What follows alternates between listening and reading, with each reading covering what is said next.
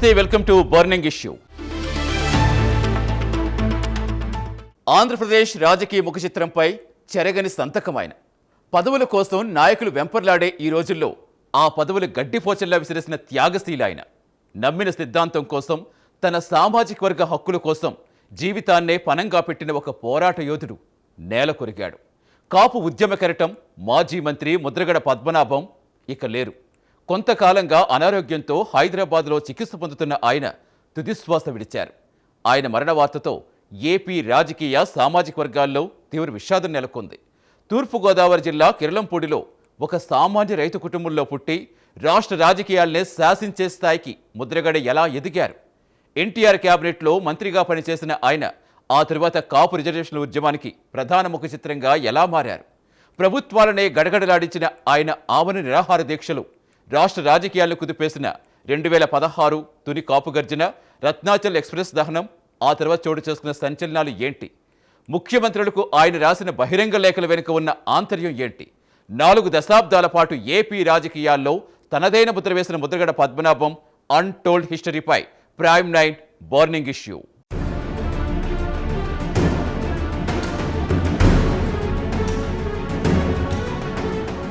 ఆంధ్రప్రదేశ్ రాజకీయాల్లో సీనియర్ నేత, కాపు ఉద్యమ రూపశిల్పి ముద్రగడ పద్మనాభం కన్నుమూశారు. గత కొంతకాలంగా తీవ్ర అనారోగ్యంతో బాధపడుతున్న ఆయన మెరుగైన వైద్యం కోసం హైదరాబాద్లోని ఓ ప్రైవేట్ ఆసుపత్రిలో చికిత్స పొందుతూ తుది శ్వాస విడిచారు. ఆయన మరణ వార్త తెలియగానే రాష్ట్ర వ్యాప్తంగా ఉన్న ఆయన అభిమానులు, కాపు సామాజిక వర్గ నేతలు శోక సంద్రంలో మునిగిపోయారు. రాజకీయాలకు అతీతంగా పలువురు ప్రముఖులు ఆయన మృతికి ప్రగాఢ సంతాపం వ్యక్తం చేస్తున్నారు.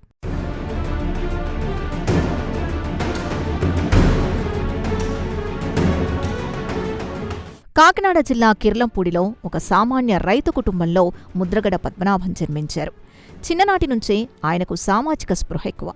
గ్రామీణ ప్రాంతాల్లో ప్రజలు పడుతున్న కష్టాల్ని చూసి చలించిపోయేవారు. ఆ ఆవేదనే ఆయన్ను యువకుడిగా ఉన్నప్పుడే రాజకీయాల వైపు నడిపించింది. అతి తక్కువ వయసులోనే ప్రజలతో మమేకమై వారి మద్దతును కూడగట్టుకోవడంలో ముద్రగడ సక్సెస్ అయ్యారు.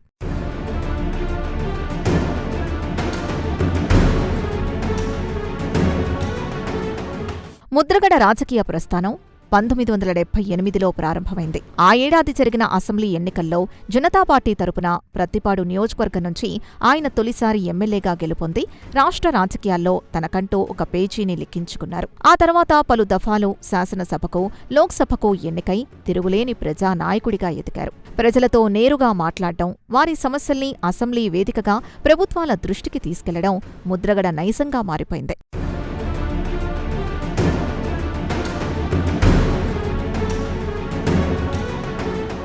తన సుదీర్ఘ రాజకీయ ప్రయాణంలో ముద్రగడ పద్మనాభం తెలుగుదేశం పార్టీతో అత్యంత కీలకమైన అనుబంధాన్ని ఏర్పరచుకున్నారు. ఎన్టీ రామారావు ప్రభుత్వంలో ఆయన రాష్ట్ర మంత్రివర్గంలో చోటు దక్కించుకున్నారు. ఎక్సైజ్, రవాణా వంటి అత్యంత కీలకమైన శాఖలకు మంత్రిగా బాధ్యతలు నిర్వర్తించారు. మంత్రిగా ఉన్న సమయంలో అధికారులను పరుగులు పెట్టిస్తూ తన శాఖల పరిధిలో ప్రజలకు నేరుగా మేలు జరిగేలా ఎన్నో సంచలన నిర్ణయాలు తీసుకుని పరిపాలనా దక్షుడిగా పేరు తెచ్చుకున్నారు.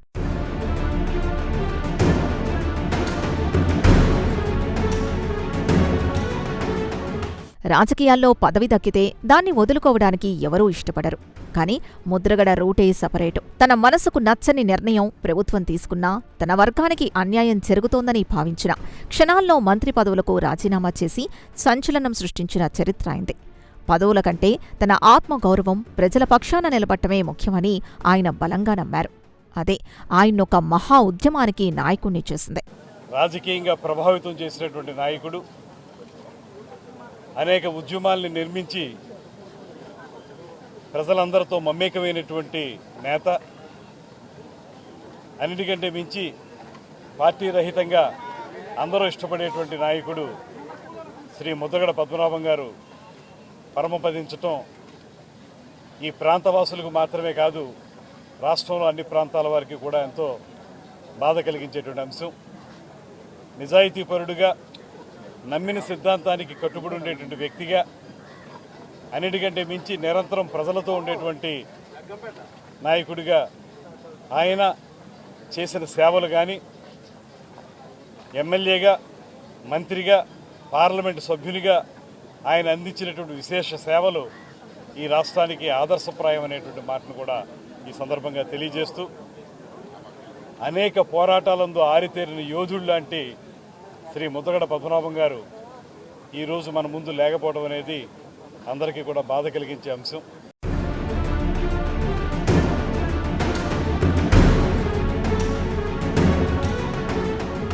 ఎమ్మెల్యేగా, ఎంపీగా, మంత్రిగా ముద్రగడ పద్మనాభం చేసిన సేవలు ఒక ఎత్తైతే కాపు సామాజిక వర్గం కోసం ఆయన చేసిన పోరాటం మరో ఎత్తు.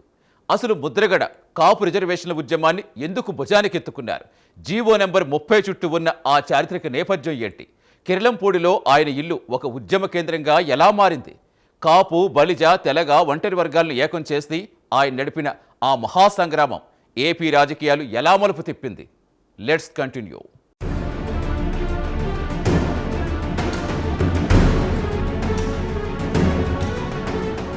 ఆంధ్రప్రదేశ్ రాజకీయాల్లో ముద్రగడ పద్మనాభం పేరు చెప్పగానే ముందుగా గుర్తొచ్చేది కాపు ఉద్యమం. స్వాతంత్ర్యానికి పూర్వం, ఆ తర్వాత కొంతకాలం పాటు బీసీ జాబితాలో ఉన్న కాపులను ఆ తర్వాత ఆ జాబితా నుంచి తొలగించారు. ఈ చారిత్రక అన్యాయాన్ని సరిదిద్దాలని కాపు, బలిజ, తెలగ, ఒంటరి తదితర వర్గాలకు రాజ్యాంగబద్ధమైన రిజర్వేషన్లు కల్పించాలని డిమాండ్ చేస్తూ ముద్రగడ ఒక మహా ఉద్యమానికి శ్రీకారం చుట్టారు.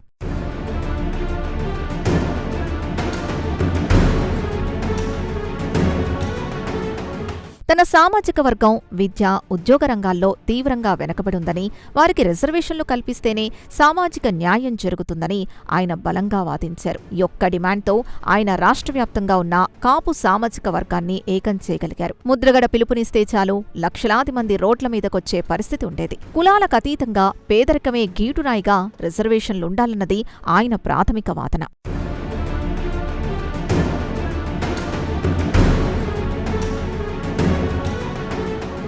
తన సామాజిక వర్గం విద్య, ఉద్యోగ రంగాల్లో తీవ్రంగా వెనకబడి ఉందని, వారికి రిజర్వేషన్లు కల్పిస్తేనే సామాజిక న్యాయం జరుగుతుందని ఆయన బలంగా వాదించారు.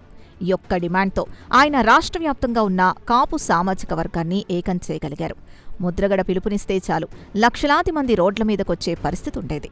కులాలకు అతీతంగా పేదరికమే గీటురాయిగా రిజర్వేషన్లుండాలన్నది ఆయన ప్రాథమిక వాదన.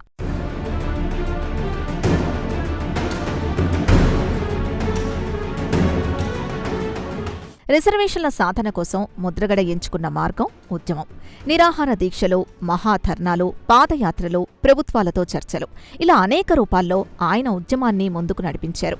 కిర్లంపూడిలోని ఆయన నివాసం ఉద్యమానికి కేంద్ర బిందువుగా మారింది. వేలాది మంది కాపు యువత, సంఘాల నాయకులు అక్కడికి చేరుకొని ఆయనకు సంఘీభావం తెలపడంతో అప్పటి ప్రభుత్వాలపై తీవ్ర ఒత్తిడి పెరిగింది.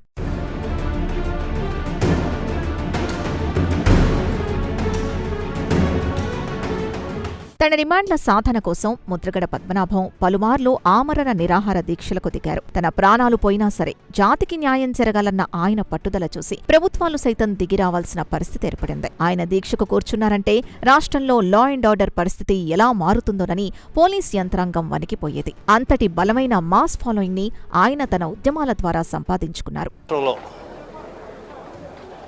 చాలా దురదృష్టకరమైనటువంటి రోజుగా చెప్పాలి. ఎందుకంటే సహజంగా పుట్టిన వాళ్ళందరూ కూడా గిట్టక మానదు. కొంచెం ముందే వెనకవుతాయేమో తప్పితే అందరూ అక్కడ చేరుకోవాల్సిన వాళ్ళమే. కానీ ఆయన ఒక గొప్ప వ్యక్తి. ఆయన ఉద్యమం అనేటువంటిది ఎందుకు ఆ నిర్ణయం తీసుకుంటే మాకైతే తెలియదు. కానీ ఆయన రాజకీయాల్లోకి వచ్చినప్పుడు ఉద్యమం చేయలేదు. ఆయన తండ్రి గారు ఎమ్మెల్యే, వాళ్ళ తాతగారు కర్లపూడి మున్సిపల్ గారు, ఆయన తండ్రి గారు వీరరాఘవరెడ్డి, వీరరాఘవరావు గారు. ఈయన ఏదైతే ఆయన నమ్మిన సిద్ధాంతానికి ఎంత నష్టమైనా పోతాడు, కానీ మాట అన్నాడంటే వెనక్కి తిరిగేటువంటి పరిస్థితి ఆయనకు లేదు. అటువంటి వ్యక్తి పద్మనాభం గారు.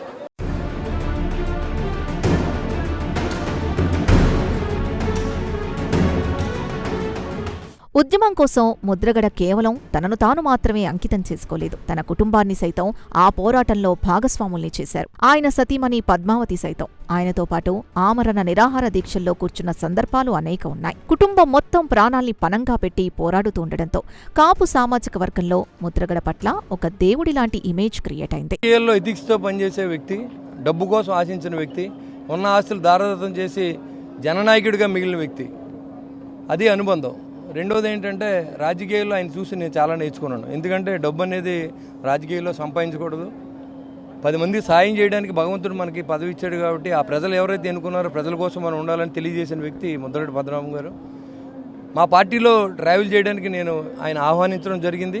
కొన్ని కారణాల వల్ల ఆయన రాలేకపోవడం, ఈ లోపల ఆయన వైసీపీకి వెళ్ళడం, అది కూడా మేమేం ఇబ్బంది పడట్లా. ఎందుకంటే ఆ కుటుంబానికి రాజకీయ భవిష్యత్తు అనేది ఉండాలి. ఎందుకంటే ఒక నిజాయితీ గల వ్యక్తిగా, ఒక నిజాయితీ గల కుటుంబం ఈ రాజకీయాల్లో ఉంటే వారిని చూసి మరికొందరు కూడా రాజకీయాల్లో నిజాయితీగా ఉండాలని నేర్చుకుంటారు. కాబట్టి వారి ప్రగాఢ సానుభూతి వారి కుటుంబాన్ని తెలియజేస్తూ వారి ఆత్మకి పవిత్రాత్మకి శాంతించాలని మనస్ఫూర్తిగా కోరుకుంటున్నాను.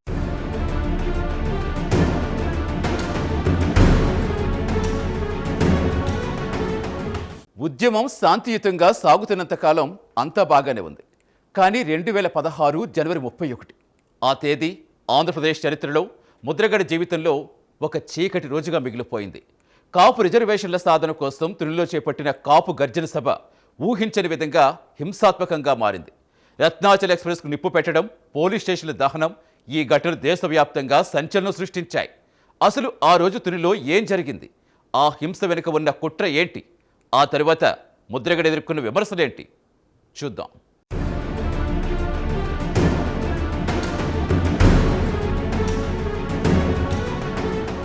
ముద్రగడ జీవితంలో కాపు ఉద్యమ చరిత్రలో 2016లో జరిగిన తుని ఘటన అత్యంత కీలకమైంది, వివాదాస్పదమైంది. కాపు రిజర్వేషన్ల కోసం తునిలో నిర్వహించిన కాపు గర్జన సభకు ముద్రగడ పిలుపునిచ్చారు. ఆ పిలుపుతో రాష్ట్ర నలుమూలల నుంచి లక్షలాది మంది కాపు యువత, ప్రజలు తునికి పోటెత్తారు. అప్పటి వరకు ప్రశాంతంగా సాగిన సభ ముద్రగడ ప్రసంగం తర్వాత ఊహించని మలుపు తిరిగింది.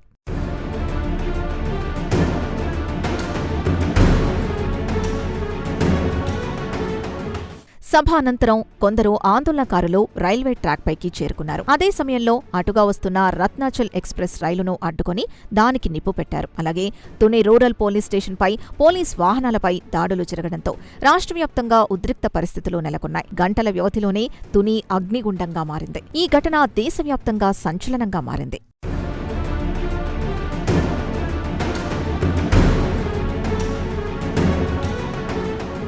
తుని ఘటన తర్వాత ముద్రగడ పద్మనాభంపై, ఆయన ఉద్యమంపై తీవ్ర విమర్శలొచ్చాయి. అయితే తన ఉద్యమం శాంతియుతమైందేనని, హింసకు తాను పూర్తిగా వ్యతిరేకమని ఆయన పదే పదే స్పష్టం చేశారు. ఆ అల్లర్ల వెనుక అసాంఘిక శక్తుల ప్రమేయం ఉందని, కావాలనే తన ఉద్యమాన్ని బద్నాం చేయడానికి, తనను జైలుకు పంపడానికి కుట్ర జరిగిందని ఆయన ఆరోపించారు.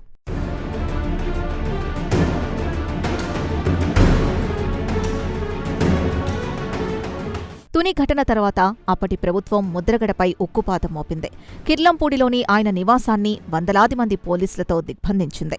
ఆయన్ను బయటకు రాకుండా హౌస్ అరెస్ట్ చేసింది. ఆ సమయంలో కిర్లంపూడిలో నెలకొన్న ఉద్రిక్తతలు అన్నీ ఇన్నీ కావు. తనను అరెస్టు చేసినా సరే రిజర్వేషన్లు ఇచ్చే వరకు వెనక్కి తగ్గేది లేదని ఆయన ఇంట్లోనే ఆమరణ దీక్షకు దిగారు.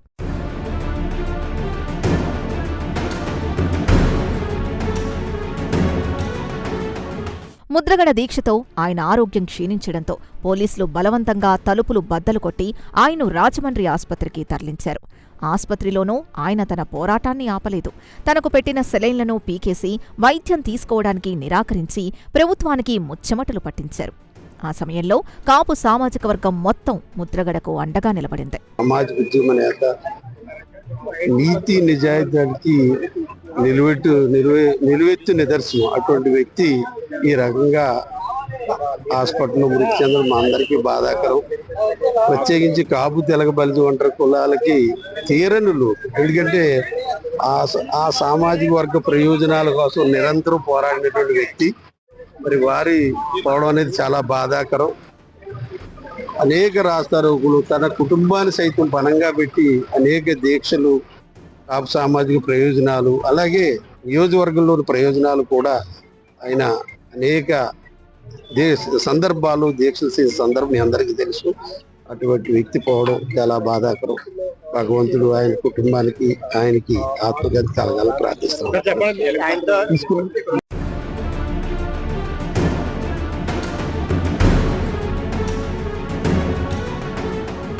ముద్రగడ పద్మనాభం వ్యక్తిత్వం చాలా విభిన్నమైంది.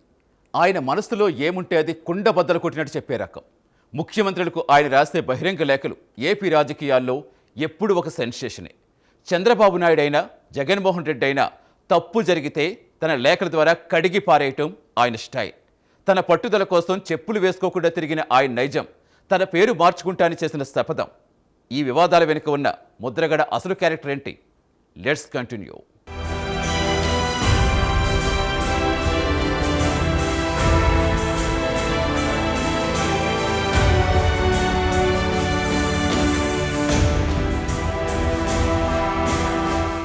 రాజకీయాల్లో డిప్లొమసీ మెయింటైన్ చేయడం చాలా మందికి అలవాటు.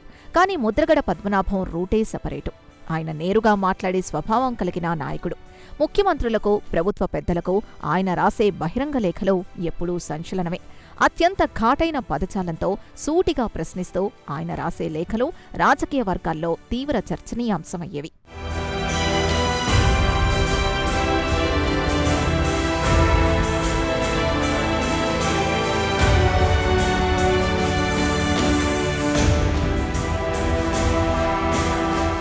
రెండు 2014-19 మధ్యకాలంలో అప్పటి ముఖ్యమంత్రి చంద్రబాబు నాయుడిని టార్గెట్ చేస్తూ ముద్రగడ ఎన్నో లేఖలు రాశారు. ఎన్నికల మేనిఫెస్టోలో కాపులకిచ్చిన రిజర్వేషన్ల హామీని ఎందుకు అమలు చేయడం లేదని ఆయన పదే పదే నిలదీశారు. తనను, తన కుటుంబాన్ని పోలీసులు పెట్టిన ఇబ్బందుల్ని ప్రస్తావిస్తూ ఆయన రాసిన లేఖలు కాపు సామాజిక వర్గంలో తీవ్ర సెంటిమెంట్ని రగిల్చాయి.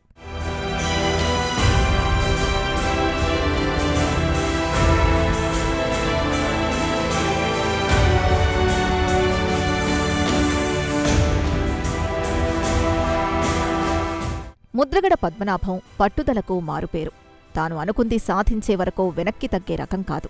కాపులకు రిజర్వేషన్లు సాధించే వరకు తాను చెప్పులు వేసుకోనని శపథం చేసి ఏళ్ల తరబడి ఒట్టి కాళ్లతోనే నడిచిన నాయకుడైన.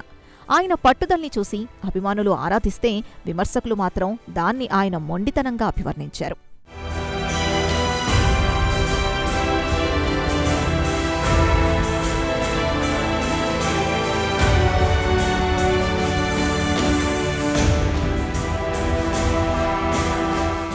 ముద్రగడ జీవితంలో మరో సంచలన ఘట్టం ఆయన పేరు మార్పు వివాదం. తన సామాజిక వర్గానికి రిజర్వేషన్లు సాధించలేకపోతే తన పేరును ముద్రగడ పద్మనాభరెడ్డిగా మార్చుకుంటానని ఆయన చేసిన శపథం అప్పట్లో పెను దుమారం రేపింది. ఒక సామాజిక వర్గాన్ని కించపరిచేలా ఆయన వ్యాఖ్యలున్నాయంటూ అప్పట్లో పెద్ద ఎత్తున విమర్శలొచ్చాయి. అయినా సరే ఆయన తన స్టాండ్కి కట్టుబడి ఉన్నారు.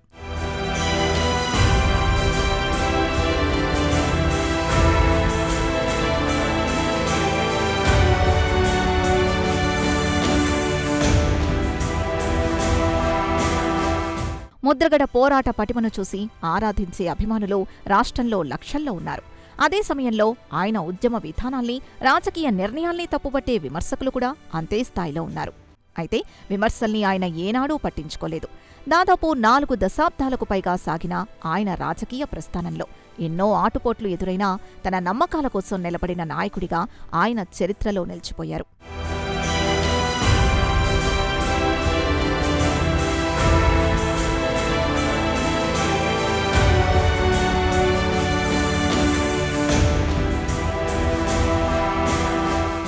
దశాబ్దాల పాటు కాపు ఉద్యమానికి పెద్ద దిక్కుగా ఉన్న ముద్రగడ తన జీవిత చరమాంకంలో తీసుకున్న రాజకీయ నిర్ణయాలు ఎన్నో విమర్శలకు దారితీస్తాయి.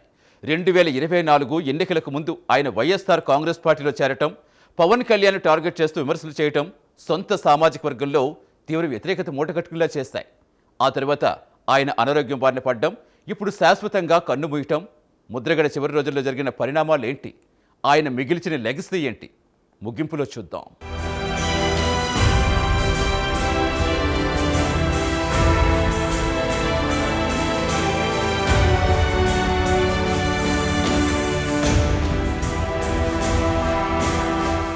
చాలా కాలం పాటు ప్రత్యక్ష రాజకీయాలకు దూరంగా కేవలం ఉద్యమాలకే పరిమితమైన ముద్రగడ పద్మనాభం 2024 సార్వత్రిక ఎన్నికలకు ముందు కీలక నిర్ణయం తీసుకున్నారు. అప్పటి ముఖ్యమంత్రి వైఎస్ జగన్మోహన్ రెడ్డి సమక్షంలో ఆయన వైసీపీ కండువా కప్పుకొని రాజకీయంగా కొత్త ప్రయాణాన్ని ప్రారంభించారు. పిఠాపురం నుంచి పవన్ కళ్యాణ్పై పోటీ చేస్తారని ప్రచారం జరిగినా చివరికి ఆయన ఎన్నికలకు దూరంగా ఉన్నారు.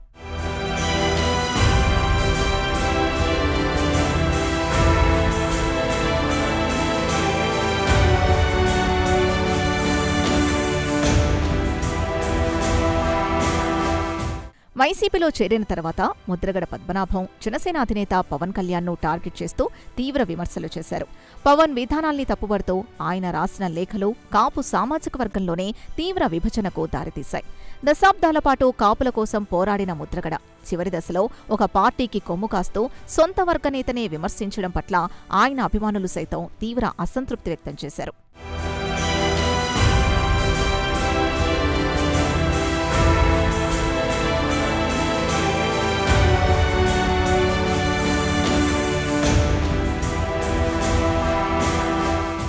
రెండు 2024 ఎన్నికల్లో వైసీపీ ఘోర పరాజయం పాలైన తర్వాత ముద్రగడ పద్మనాభం పూర్తిగా సైలెంట్ అయిపోయారు.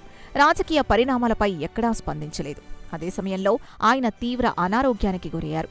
వయసు పైబడటం, గతంలో చేసిన ఆమరణ దీక్షల ప్రభావం ఆయన ఆరోగ్యంపై తీవ్రంగా పడింది. మెరుగైన వైద్యం కోసం ఆయన్ను హైదరాబాద్ తరలించినా ఫలితం దక్కలేదు.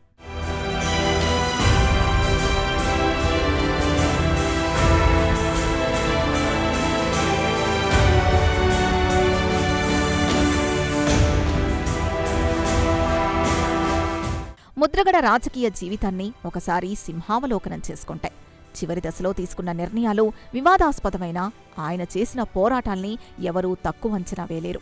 ప్రజా సమస్యలపై పోరాడే ధోరణి, ఉద్యమాల ద్వారా ప్రభుత్వాలపై ఒత్తిడి తీసుకురావడం, సామాజిక న్యాయం కోసం గళం వినిపించడం ప్రధాన అంశాలుగా కనిపిస్తాయి.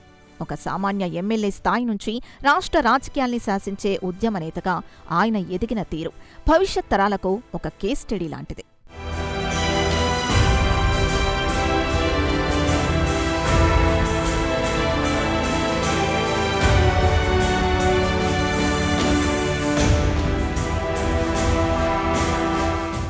ఆంధ్రప్రదేశ్ రాజకీయాల్లో ముద్రగడ పద్మనాభం పేరు చెప్పగానే కాపు ఉద్యమం కళ్ల ముందు మెదులుతుంది. ఉద్యమ నేతగా, మాజీ మంత్రిగా, ప్రజానాయకుడిగా ఆయన రాష్ట్ర రాజకీయ చరిత్రలో తనకంటూ ఎవరూ చెరపలేని ప్రత్యేక స్థానాన్ని సంపాదించుకున్నారు. ఆయన చేపట్టిన ఉద్యమాలు, తీసుకున్న రాజకీయ నిర్ణయాలు, ప్రజా జీవితంలో చేసిన సేవలు ఏపీ చరిత్ర ఉన్నంతకాలం చర్చనీయాంశంగానే నిలిచిపోతాయి.